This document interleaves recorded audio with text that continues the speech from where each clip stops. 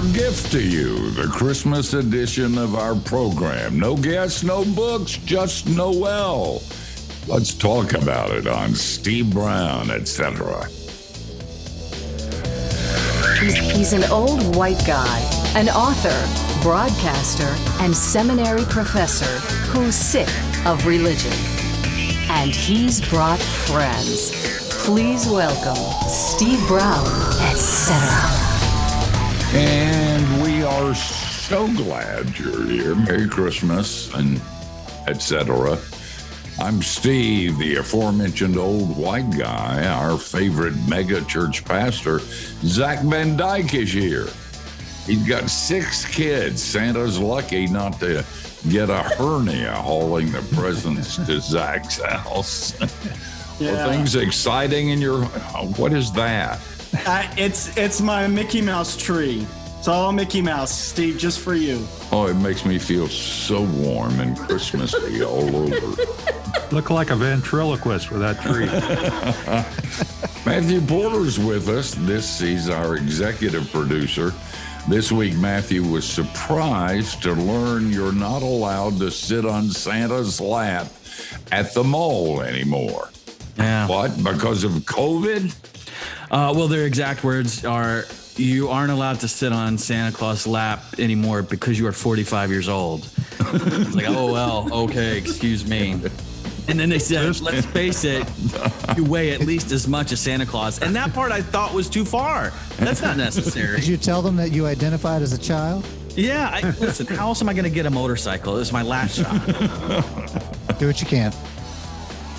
Our video director, John Myers, is in his tech bunker. John's been trying to hack into radio station servers to forever delete copies of the song Christmas Shoes. Oh, The Lord's Not your favorite, John. Hey, and in fact, we're going to do that tonight. We're going over to John's house. His house turns into the most amazing light demonstration you have ever seen. And you can choose the music you want to hear while you watch it from your smartphone. John, if it's possible sometime to show the people who are watching this the video version, that would be really cool at some point. Maybe we can link him in the comments. Yeah, it's something else. And our producer, Jinx, is in his little glass booth. You know what? Maybe we should all get our own little glass booths. They're pretty comfy. And I'm envious about your jacket and stuff. Would you like to borrow it? Maybe next year or the year after that. The year after Jesus comes? I have a Santa Claus hat. You want to borrow it? No, I think Kathy's using it. Yeah, not right now. I'm using it for the tree skirt on my tree here, but I had to turn it inside out because it says "Bah Humbug" on the other side. Jinx, for some reason, I'm looking at that jacket. I feel like you need a guitar. I don't know why that accessory feels like it would go with that. Yeah, he does look sort of like Elvis. Got a little something. It's a full suit. It has the tie and pants, but I don't ever wear pants on the air, so... Dr. George Bingham is the president of Key Life. He's making a list of Key Life contributors, checking it twice to make sure you're on that list. And then Kathy Wyatt is the soft, feminine, Christmassy side of this program. And today, Kathy brought each of us our own homemade gingerbread cookie. And so... I got a whole bag. Tired of watching. Oh, I got my bag too. I got like 10. Y'all only got one? I think the kids are supposed to get them, but I'm not sure. Okay. Yeah. But what they don't know won't hurt What they don't know. I told them not to touch them. I needed them for the show. My kids have a ginger allergy, so You'll have to eat them all. for their sake, yes. Yeah. And I just want Jason's everybody. I want everybody to notice that in all of the little windows, there's all these wonderful little Christmas decorations that we've all done, except for our own personal Christmas Scrooge. in the corner there. But I did every year. He has a rock on the corner of my desk where he gets his messages. And every year for Christmas, I change it to this. Humbug rocks. So I'm putting this up just in honor of the Grinch who stole Christmas. So I should put it, if I could, I would put it over by his picture, but I can't. So anyway, just want you to know this is his decoration right here. I thought this year was going to be different, Steve. I thought even different. like I'm different. Listen, she makes me sound worse. Well, some worse than I really am. That brings me to a good topic for us to discuss. I take it from the good mood everybody's in right now, the joyous demeanor of the participants of this program, that everybody's got the Christmas spirit this year. Do you have good Christmas memories? Are all of them good, or do you have some bad ones? Of course, you would start a good Christian answer that. You would start the Christmas program asking for our bad Christmas. No, Bad Christmas Just get those out of the way. Think about a tragedy that you. Oh, gosh. What's the worst thing that's I happened hadn't to you? thought about this in 20 years, but my gosh, okay. I want to hear the good memories too, but Okay, I'm trying to look for an excuse for the bah humbug stuff. And I've got a Christmas good was one. not always a positive time. I do have a good one. Not long after George and his family moved to Orlando, to Central Florida from South Florida, they bought their daughter Emily a puppy, and of course it was going to be a surprise. So the puppy came over to my house. So they could give it to her. And George, you want to tell everybody what happened to the puppy? Oh no. Yeah. The puppy The died. puppy died. The puppy died. It was awful. Kathy, It the did. puppy killer. Oh, gee. I When know I asked didn't for kill bad it. memories. I didn't want to hear about dying puppies. Good heaven. I did not kill it, but it was just obvious not long after they got it that this poor little thing was not in good shape. And we sat over at the house and Ruth held that little thing and we watched it die. Oh man! Did you give It it was awful. to Emily? Dad, no. Well, I was going to see how sick you really were. We put it in a shoebox and George buried it. Yeah, we had an open box funeral shoebox for casket. it. Well, it was a puppy. Yeah. Now Yeah, it's a doorstop. little tiny little thing. Oh man! Did We got it. We thought about having it stuffed, but Oh my gosh! Oh my gosh! This has gotten so dark already. No, Is this what We you were gotta looking for, use Steve? it for a hood ornalled or something. I have a quick what question. did you Are we put in allowed to those eat the cookie? gingerbread cookies? Can we eat the cookies now? Sure. Oh, okay. Sure. Making sure. We got a puppy one year when I was a kid, it didn't die, but after 2 weeks, it went to live on a farm where it had a lot more space to run around, my parents said. So, Yeah, and that's your story, and they're sticking to it. right. We got Well, to get and to a Emily country has a song. new puppy this year. Oh, really? Oh, yes. And she loves taking it out for walks because it's like everybody stops her on the street or wherever and says, "That is the cutest puppy I have ever seen." It's a little red-haired. Because he killed the first one he gave. Well, hadn't quite gotten over it after 20 years. We got one Christmas got a collie. Broken For leg. Christmas, and she was wonderful, but our neighbor was not. He hated dogs, and he complained every time the dog made a little bit of noise. And finally, my parents decided that we got to take her out to the farm too. And I prayed, and I was a little kid, and Jesus listens to children's prayers. I told him to kill that neighbor. Never did, but he did get sick. Oh my! This is the worst Christmas program ever. I was talking to Kathy about this week or last week that when it comes to gallows humor, We're all there. This crowd is like, we're a sick bunch, you know. Yeah, I knew I loved you guys. This is My gingerbread man already lost his legs. but it is My legs. it is a show of very rich puppies because all of them seem to be able to buy farms. They bought. How many have bought a Seriously, farm? are your Christmas memories good memories? I'm going to go with good. And so whenever Christmas comes around, all that comes back. And the memories become a part of your present Christmas. Is that right? Absolutely. Yes, very much so, I think. You know, And I think, Go ahead, Go ahead, Zach. Jack. I was just going to say, I know that a lot of people this time of year can be hard, and some of that has to do with some bad memories they had as kids. But for me, I think what I love about it is that it feels like a reset every year. You know, like if you've gotten cynical over the year, something about Christmas allows you to reset and have childlike hope. So that's why I like it. Yeah, Even Steve. that's a wise thing. I don't need a reset. Oh, I'm cynical, and that's not going to change. It's not resettable. But I'm better. I really am. And we're going to lighten up on the other side. We have said the last thing we're going to say about killing puppies.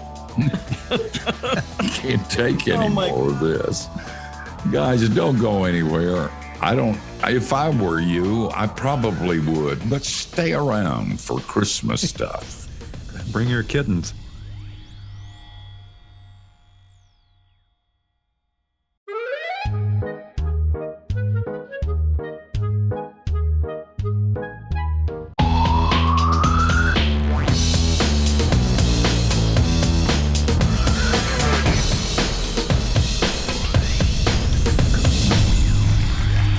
You're listening to Steve Brown, etc., and we're so glad that you're part of it. We're doing our annual Christmas show where we just sit around and talk about Christmas. And if you're on one of the couple of hundred radio stations listening to this, let me suggest that you can watch this on YouTube. You have to subscribe, and if you'll go to keylife.org, you can check it out. We have 4,000 or 5,000 subscribers, and there's an extra bonus in this. You'll be able to see Jinx Christmas Elvis Christmas jacket. is that Elvis? It's worth seeing. If you're listening on the radio, you just have to imagine. That's all you can do. You can only imagine to coin. Or they can pull over onto the side of the road. Yeah. Yep. Get out the phone and go to YouTube and check it out. And by the way, I'm always kidding about this being hard work, and when we take a break, we're going to have milk and cookies. Actually, that's exactly what we're doing. Jinx has the milk. Kathy didn't supply any milk, but she did bake a bunch of cookies, and we are all enjoying those during this Christmas program. Zach brought the wassail. Hey, tell you guys talk about some of your favorite Christmas memories. When you look back, what hits you as being so good about Christmas, other than getting stuff? I really liked the getting stuff thing, but yeah. I liked the anticipation the best. I hated it at the time, but looking back, that's the part of, as an adult now, the part that and my kids are older too, so I'm missing the anticipation leading up to it. Now it's such a rush just to get there. So that's the part that I miss the most. Yeah, That's my favorite part. I don't think of Christmas. I think of the Christmas Eve service at the church where The midnight one? parents will go, huh? The midnight one or just the afternoon one? No, not the Baptists are not down for the midnight. Oh, We're not down No, my for friend. midnight. we went over to the Episcopal Church and did the We'll midnight. leave it to the other guys for that business. No. Got eggnog waiting. A lot to go to. They did have eggnog. I've just got to hit that and go hit the dinner with the Chick-fil-A platter. No. But but this year, and even after, I grew up and moved on, we would always go Christmas Eve service at my parents' church where they still go. And just found out this year they are not doing it. This is the first time Oh, no. You got to go to Zach's entire life where they're not having the service, and it's fine, whatever. But back to what Jinx was saying about the anticipation. Once the service is over, that kind of like lingering, literally like going out from the building to the parking lot, there's just this kind of feeling of anticipation, feeling of like, it's all about to happen. This is really wonderful. It's just that's kind of a magical little window of time for me. You know, I can identify with that. I really can. And people are surprised, but my favorite service of the whole year is Christmas Eve. You know, when everything that you were supposed to do either got done or it won't get done and it's too late. And you get still, the church I served in the Miami area for so many years, we had Christmas Eve candlelight communion. And I can close my eyes now and see that and remember the peace that I felt. Maybe for the first time during the season, when the reality kicks in that this is not a story, it really happened. And because it really happened, I'm really forgiven. Because it really happened, I'm really loved. Because it really happened, I can love you. And that makes Christmas really important. And when I think of Christmas Eve, that service and others, since I've been a pastor that I've gone to, I love that service. I love the quietness of it, even if the sermon is awful. I love it. I like Matthew talking about, looking forward to tradition and how that is going to be weird this year for you guys not to have that. It's sort of the same, but for a different reason. For the first time in a lot of years, I'm at a different church. And so this is a whole new Christmas Eve experience this year, and I don't know. I mean, I'm sure it'll be fine, but I don't know what it is going to be, what it's not going to be. It's easy to, to make comparisons, and you can't really do that. So I kind of have a little bit of anxiety about it, Well, and it's one where you haven't done the decorating of the church. Yeah, yourself. That too. Yeah, You had time to make cookies. Yeah, right. Gingerbread cookies. Yeah, well, there's a plus side to it for sure. Kathy, just as an aside, is a part of a church that may be the most beautiful sanctuary I've ever seen. And I'll tell you something, Kathy, even if they blow the Christmas Eve service, just sitting there would be enough to That's do true. it. That is true. It is pretty beautiful. Zach, are you having a Christmas Eve service?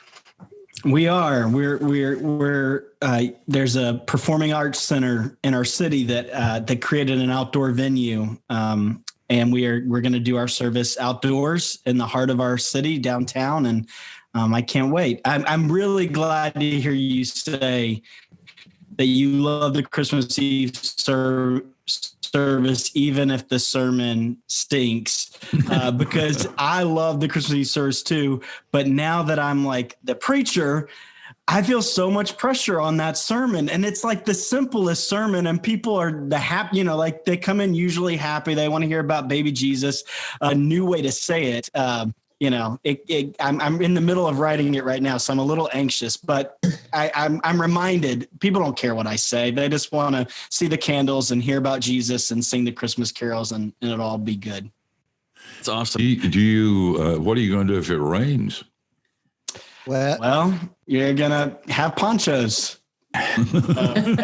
Stories. We've also got we're also, we're going to record an online Christmas Eve service too. So people who aren't comfortable going out yet can still participate in the Christmas Eve service online. So if it rains, people can just watch the online thing. I'm not sure. We're going to be gone. We're going to be in the mountains of North Carolina over Christmas, and jealous. We're hoping that we don't get snowed away But if we got snowed in, that would be okay and feel. That would be kind of so like- nice. Well, it really would be, better especially snow with in the Oregon. knowledge that one is going to return to warm Florida after Christmas. I mean, Christmas and snow go together. You can hardly have one without the other. So we decided, since God wasn't going to do it for us here, that we'd have to go somewhere else to find some snow. And it'll be a shame if it's just cold and no snow. Certainly won't help the Christmas spirit on this end. Guys, we're going to say some serious things about Christmas when we come back. You know, it's all about Jesus, and it really is all about God who showed, and nothing will ever be the same.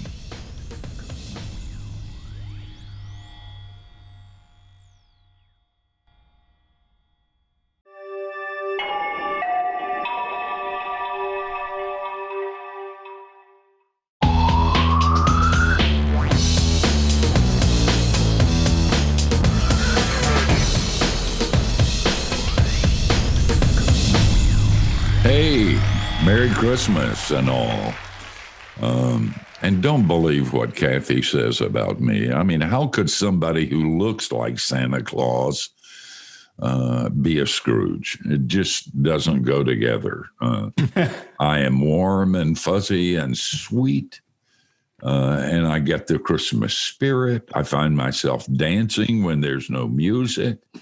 I love to look at Christmas lights and wear Santa Claus hats and Birds go land to on Disney World for Christmas. Every bit of that's a lie. Right. I was about to ask Steve. Okay.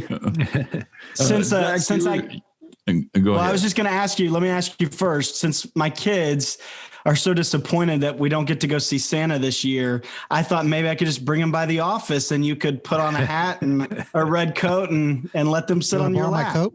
Gather Yeah, around, I kids. would Let love me tell for you about them to total come by crap. the office, but if you think I'm going to put on that costume, you're out of your mind. It's not Maybe- going to happen. He could just ride by on a reindeer. What if we get Yeah, 20,000 right. lights? Bring a reindeer and I'll ride by your house. No. I'm waiting for, like, have you been good or bad this year? We've been good. Wrong. All of that. No one is good. Zach, Seriously, wait a minute. Let me tell you what happened today about Santa Claus. I'm driving down the street, Derbyshire Road here in Orlando, and there's a guy in red pants, red shirt, red suspenders, white beard down to here, white hair, red hat, the beard blowing in the breeze on a 3-wheel red bicycle. It was Santa Claus, the real Santa Claus. That's In the middle of Derbyshire. I think the guy needed a break. I think he needed a little bit of exercise and a rest from all of his work. And there he was riding down the middle of the street. None of this phony red suit with the white fur and everything. This was the real Santa. I have Sure. seen the real Santa. Sounds like he might have had want you to no. know that. You've seen the real Santa drunk, which is not a pleasant thought. Zach, you said you were working, and it's hard for a pastor on Christmas for a lot of reasons. And one of them is the sermon you got to produce. What are you going to say? Well, this year, sometimes you find a story and then you're like, all right, I'm going to figure out how to build a sermon around this story. And I came across a picture of my wife when she was 3 in a nativity show at church, and she was a shepherd, and her big sister was an angel. And the look on my wife's face, on Kelly's face, is she's so mad, she's so angry, she's pouting. And her parents told me that right before the picture, she says, "Why do I have to be a dirty old shepherd, and my sister gets to be a perfect angel?" And so this year I'm gonna build off that picture and talk about kind of the angel's perspective of Jesus coming. And in 1 Peter, it says that the angels long to look at the gospel. They long to look at the good news. And so I'm just going to talk about why angels love to look at the good news when it's not for them, that it's for us. And so How does your wife feel about that? So it's better. It's so better to be a cool. dirty old shepherd than it is to be a perfect angel, right? Because you get to experience the gospel. I Is love your that. wife happy that that's why she had to go through that so her husband could have a son? Yeah, she knows that her whole existence is to provide me with illustrations for sermons. So That's why you have kids. Same right? with my kids. Same with my Yes. kids. Yes. Yes. Yeah. I'm running out of material. These are examples of No, that sounds like that'll really work. I like Yeah, the that sounds idea and great. the perspective of the angels is so good. You know, the one of the things about Scripture that is kind of mysterious, and if people say they understand it, preachers they're lying because nobody does. But you get the feeling we're on show for the heavenly hosts. That there's a sense in which what we do and what we experience all year long, but at Christmas, the joy of Christmas, the discovery and the reality of it is a show for the angels, for the heavenly hosts. And I don't know if I understand that or why they need a show, but we are that, not just a witness to each other and a witness to Joe Pagan and Jane Sinek, but we are witnesses to angels.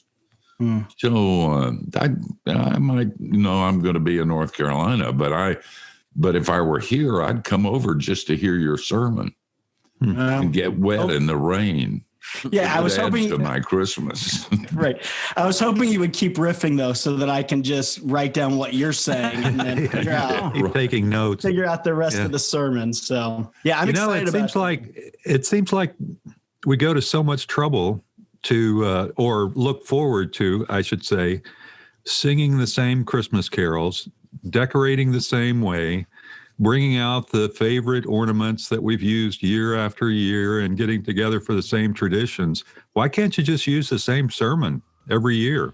I mean, that'll be part of the tradition. Part of the Pretty soon, you could have a contest and see if they can remember exactly what you're going to say. I'm almost sure that I could do the same sermon from last year and no one would even know, right? Yeah, I mean, honestly, there you go. no one remembers what you say. That's called recycling, and that's a good thing. Yeah, We're supposed to save the earth. You can't use that story 2 years in a row, though. Right. If it's a good story and it works, you just can't do that. You have to find another story. But other than that, you're right. They won't have the foggiest idea that you're preaching the same sermon you have for the last 10 years. That's a little bit of advice from the old guy for those of you who are preachers. Hey, guys, don't go away. We're going to come back.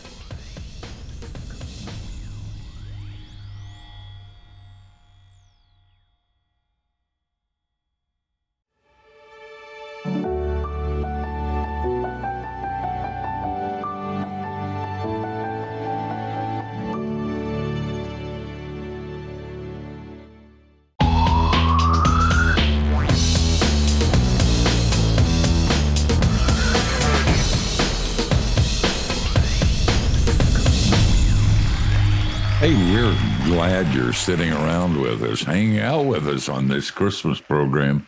Every year, we just sit around and talk about Christmas. And Kathy constantly reminds everybody of what a Scrooge I am. Actually, I'm really better than I was. A lot of that had to do with some being the adult child of an alcoholic, and that kind of messes with your head at Christmas. But when you become a pastor, you see the dark side of Christmas. There are people in the congregation who have lost loved ones over the years, and this will be the first Christmas when somebody that they miss terribly is not going to be there. And there's a bit of sadness about it. And then as you look out over your congregation, and one of the things about being a pastor is that you know the secrets.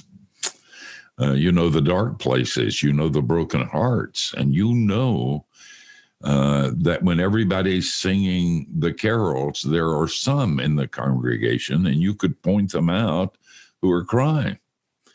And then Christmas has become And I have a friend, he's in heaven now. His name was Rusty, and he was my best friend. He said we ought to take Jesus out of Christmas so we can enjoy the parties without feeling guilty about Jesus. He said we could have our own Christmas during the summer, which would probably be more accurate. But back to what I was saying, sometimes pastors are able to see some of the sad places of Christmas. And then you've got what Zach was talking about. You got to say something, and it's been said 10,000 years. You got all kinds of services and meetings, and your counseling when you're a pastor triples at Christmas because of all of that. And the thing that used to make me feel a little bit better about it was to remember that at Christmas, Jesus had come, and he at all places has been tempted, tested in the painful places where we are. And that when he came, there was an identification, and it was an identification of the God of the universe with the husband, the wife whose husband died, and nobody's there to wind the clocks. When you listen for footfalls and you can't hear them, when you feel so guilty because you thought you'd be better this Christmas. And then there's the thought too, this is a warm time, and as much as I go on and on about it, I feel it too. I feel the anticipation. I feel the joy, but it's connected to a reality that is Jesus. And everybody feels that, whether you're a believer or not a believer. And in my mind's eye, I see a couple taking down the Christmas decorations, and she stops for a minute and she says, you know, something was there. Don't know what it was, but there was something about that. And then she says, oh, well, and puts the bulb in the box. And she missed it again. And so many people, there's probably no other time during the year when people are more open to the gospel than now. And you guys need to remember that. I need to remember that I've got neighbors here who are not Christians, but they have some of the prettiest Christmas decorations you've ever seen. And I got to find out a way to tell them what it's all about, because we've created a holiday that doesn't have a reason. And there is a reason for the season, and it's a very good one. I didn't mean to preach. I get started and can't help it. It's what I am. But I think it behooves all of us to be aware of those around us who are not believers, of course, but also to be aware of those for whom Christmas this year won't be that wonderful. Maybe make some cookies for them, Kathy, or order a pizza and have it delivered without them knowing where it came from. Or maybe just knocking on the door and just saying, the only reason I'm here is to say Merry Christmas, how you doing? And you might be surprised what would happen with something like that. You all feel free to comment, or I'll keep on preaching. I think it's really important, whether you are part of and those that have kids know this and have done this, and et cetera. But, you know, the thing that's important, I think, is to build the memories. And I think, Christmas is designed, I think, more so for families anyway. But I think whether you're by yourself or whether you're part of a family, I think it's really important to build memories that you look back on, that they come flooding back and you move forward and you do this. It's like when Matthew was talking about for the first time not being able to go to church at Christmas Eve. That's a memory that for him has all of this great stuff that conjures up in his head. And so it's pretty significant that he can't do it this year. So rather than than just sitting around and feeling bad about it. Okay, what are we going to do this year that will in some way capitalize on all the good stuff that had to it, and, be able to, so that when we get to this point next year,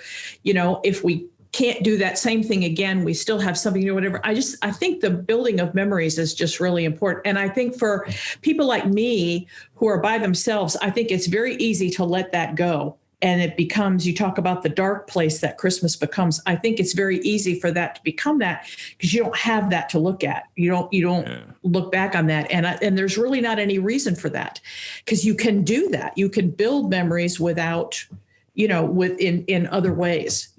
I do gingerbread houses every year with little people, that's a memory. And it's, and it's like everybody looks forward to it. Are we going to do that? Are we going to do that? And it's like, well, yeah, of course.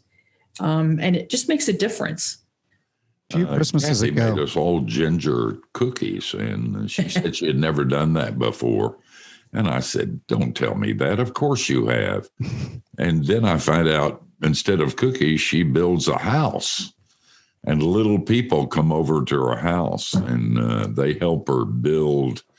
Do you eat them before they leave? No. they take them home. You build them and put it together and decorate them, and the kids take them home. You spray hairspray on it so it stays together?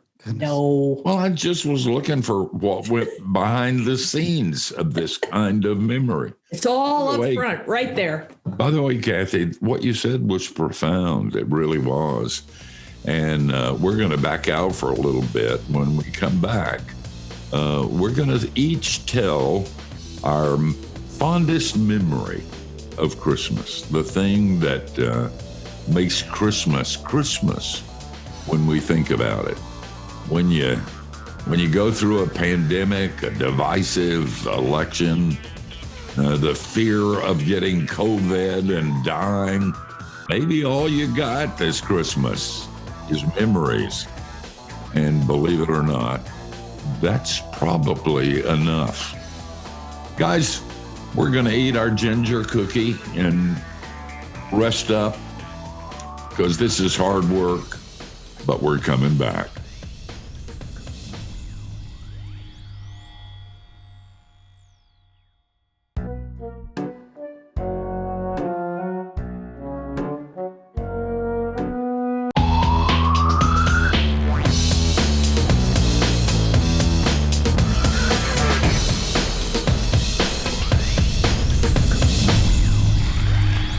Been fun having you with us here.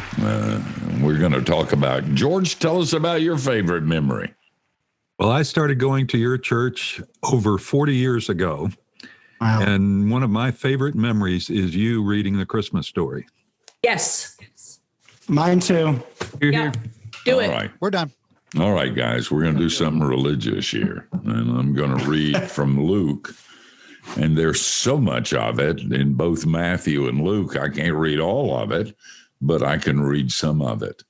And this is what Luke the physician writes. In those days, a decree went out from Caesar Augustus that all the world should be registered.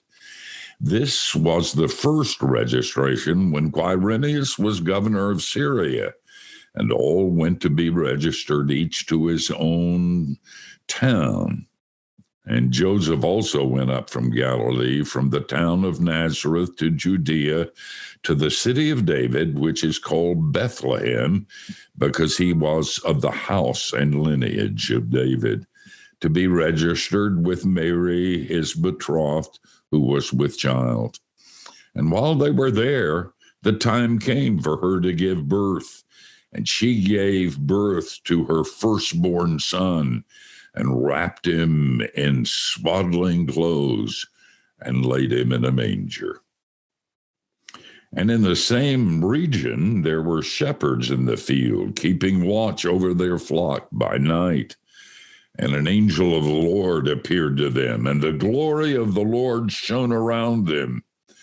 And they were filled with fear.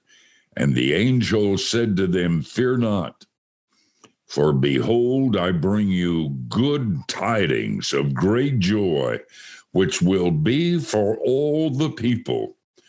For unto you is born this day in the city of David a Savior, who is Christ the Lord. Oh my. You know, that really is what it's about. And because it really happened and because it wasn't a story, everything is different. Everything has changed. Everything that we hoped has turned out to be true. You're forgiven, you're loved, you're acceptable, and as Zach always says, it's all about grace. So we're out of here for another Christmas. Still have some shopping to do. Matthew said the saddest statement in the world is if you wait too long, and Amazon says even we can't help. That's time to jump off a bridge. So go get the presents you've got to get. We'll see you next Give year, them right? to the people you love. Don't forget about Jesus. And from all of us at Key Life and at Steve Brown, etc., Merry Christmas. Merry Christmas. Merry Christmas.